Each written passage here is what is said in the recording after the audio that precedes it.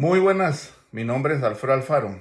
Soy economista y trabajo en una universidad de mucho prestigio en Costa Rica.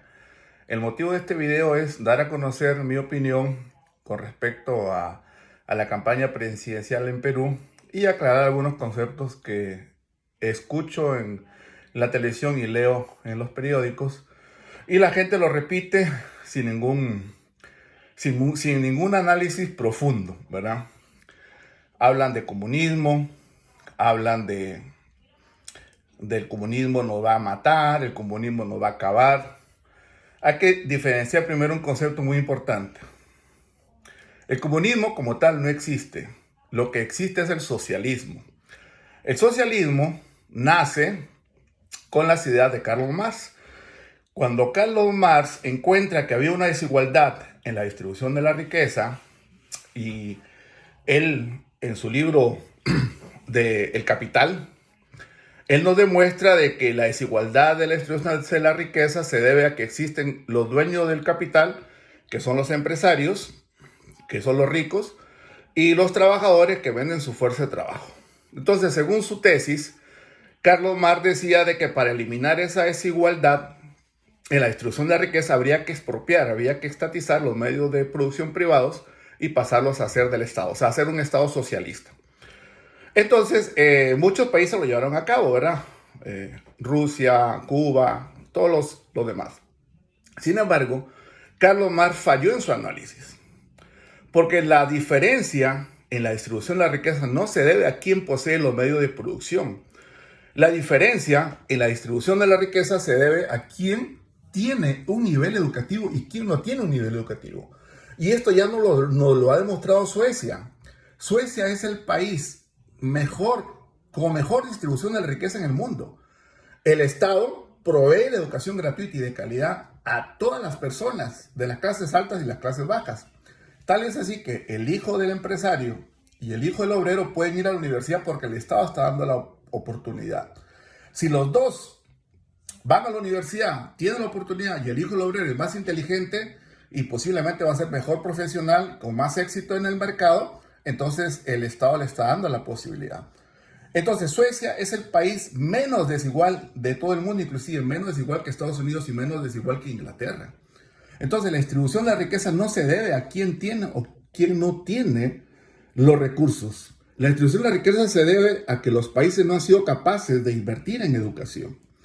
Entonces, no se puede hablar de comunismo porque el comunismo no existe.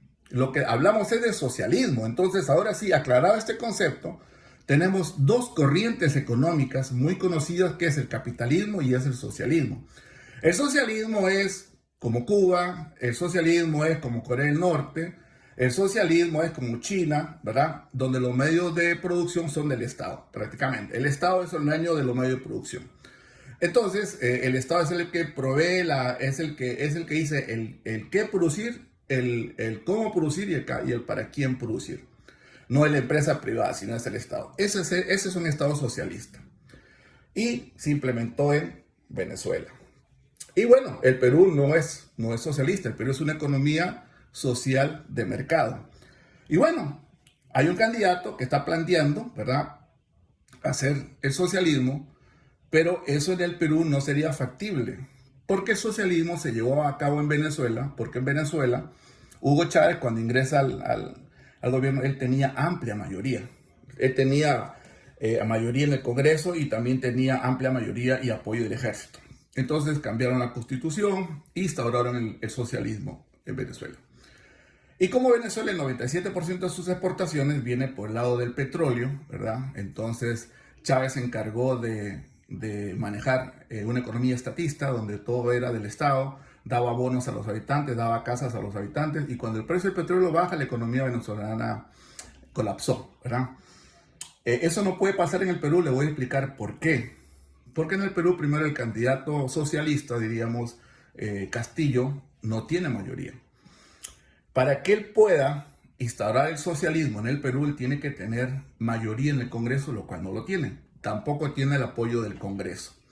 Y para cambiar la Constitución a un Estado socialista, pues tendría que plantear un referéndum. Y para plantear un referéndum, todos los habitantes tendrían que salir nuevamente a votar, lo cual no tendría aceptación un cambio de la Constitución. Por lo tanto, no se podría instaurar el socialismo como plantean muchas personas que si gana Castillo vamos a ser como Cuba, como Venezuela, ¿verdad? Socialistas. No sería así. O sea, porque primero, no tiene mayoría para hacerlo. Segundo, no tiene el apoyo del Congreso.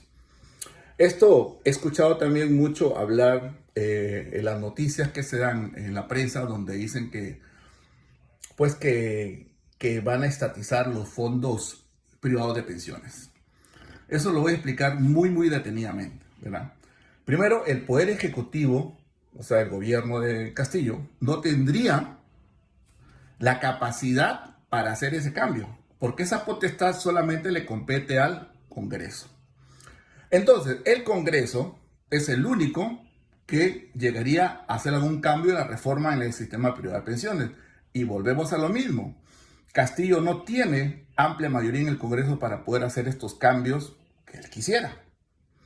Segundo, estos fondos de las AFP son inembargables e inalienables por ley, o sea, están protegidos por ley. Ni Castillo ni el actual Congreso pueden hacer cambios, diríamos, fundamentales en el sistema privado de pensiones porque estos fondos están protegidos por ley. Y prueba de ello es que la última ley que planteó el Congreso en lo que concierne al sistema privado de pensiones lo van a pasar al Tribunal Constitucional. Y téngalo por seguro que el Tribunal Constitucional lo va a bajar, así como bajaron la ley Mulder, va a bajar esta ley porque es inconstitucional, es abiertamente constitucional. Entonces, ni Castillo, ni el actual Congreso, ni ningún gobernante, ni Keiko Fujimori podría prácticamente cambiar el régimen privado de pensiones. Lo que pasó en la Argentina, que mucha gente pone como ejemplo, en la Argentina, pone ejemplo de Ecuador y pone ejemplo de Bolivia, fue porque el kirchnerismo, Correa y Morales sí tenían amplia mayoría en el Congreso. Entonces, como sí tenían amplia mayoría en el Congreso, entonces ellos cambiaron la ley y estatizaron los recursos privados de pensiones de las administradoras de fondos de pensiones. Si Castillo quisiera en algún momento llevar a cabo esa propuesta, no le va a ser factible porque Castillo no tiene mayoría en el Congreso. Entonces, por ese lado, escucho también mentiras por el otro lado, ¿verdad? Donde dicen de que vamos a dar pensión, vamos a duplicar pensión 65. Vamos a dar 10,000 soles por cada familiar con un deudo por COVID. Eso es inviable desde el punto de vista, o sea, del presupuesto. No hay dinero, tenemos una disminución de la actividad económica, hay una disminución, una caída de la recaudación tributaria. Esas son medidas populistas que lo hacen solamente para ganar votos, pero son inviables desde el punto de vista financiero, porque el Perú se ha endeudado en esta pandemia y ha aumentado su nivel de deuda de un 22 a un 40%. Entonces Perú ya no tendría capacidad para endeudarse, porque si están ofreciendo 10,000 soles por cada deudo por COVID, y si están ofreciendo duplicar la pensión 65, ¿de dónde ustedes creen que van a salir? De deuda. ¿Y de dónde van a salir la deuda? O sea, ¿de dónde vas a pagar esa deuda? Con un mayor incremento de los impuestos. Entonces, esas propuestas en estos momentos son demasiado populistas. Lo que hace falta en el Perú, y solo voy a decir porque esta encrucijada que tenemos, ¿por qué la gente está apoyando a Castillo? Porque a nivel del Perú profundo hay un descontento social, porque la distribución de la riqueza no se da en forma equitativa. Entonces, lo que necesita el Perú sí es una mayor inversión en educación, pero tampoco como dice Castillo. Castillo dice que hay que invertir el 10%. Igual, no sería factible invertir el 10% en educación porque también no hay recursos. Pero sí sería factible duplicar de 3% del PIB que se destina actualmente a un 6% del PIB. Entonces, para eliminar esa injusta distribución de la riqueza en Perú, que es el problema social, es las personas que están disconformes con el actual modelo, necesitamos invertir más en educación para que seamos como Suecia, para que seamos un país donde cualquier persona pueda acceder a la universidad, donde cualquier persona puede salir de la pobreza a través de la educación. Eso sí hace falta en el Perú y yo pienso que sí es factible duplicar la inversión en educación del 3 al 6%, pero no al 10% como plantea Castillo, porque eso es irreal, es inviable desde el punto de vista económico. Espero que les haya servido un poquito este video aclaratorio y nos vemos hasta otro.